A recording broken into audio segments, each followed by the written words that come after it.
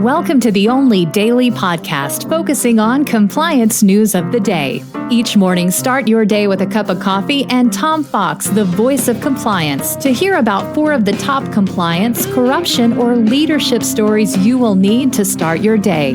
The Daily Compliance News is a production of the Compliance Podcast Network. First, a word from our sponsor.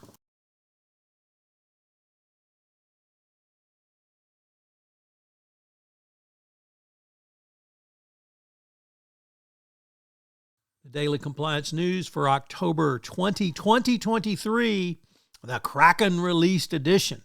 And we begin with that story as corrupt and now convicted Trump lawyer Sidney Powell has pled guilty to 6 counts of intentional interference with the performance of election duties.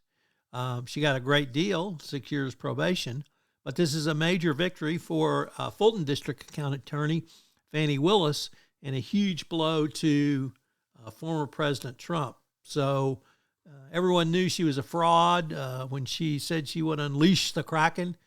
It brought howls. Well, it turns out the Kraken's about to bite somebody in the big wazoo. Next up, from ESPN, the NCAA is investigating the Michigan Wolverines football program amid allegations of sign stealing. The university says it's fully cooperating with the Big Ten and NCAA. U of M and the Big Ten were notified Wednesday of the allegations and has apparently notified Wolverines' future opponents. The Big Ten said it considers integrity of competition to be of the utmost importance and will continue to monitor the investigation. Then we end with 2 stories from the Wall Street Journal. The first is Risk and Compliance Journal, Mingy Sun reporting that the OED says Brazil must do more to stop foreign bribery.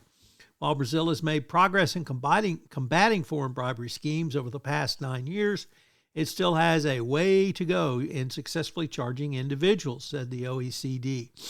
The report published this week commended Brazil for their progress, but also said there is much work needed to be done. And our final story also comes to us from the Risk and Compliance Journal. This time, Richard Vandeford reporting that the U.S. has warned businesses to guard against a push by Iran to obtain missiles. The administration, which imposed new sanctions targeting Iran, said companies are on the front line. The Biden administration warned businesses to be on the lookout.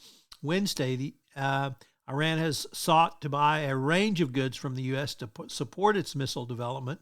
Once again, this is the idiocy of Donald Trump doing away with the former deal with Iran. But in view of the Hamas attack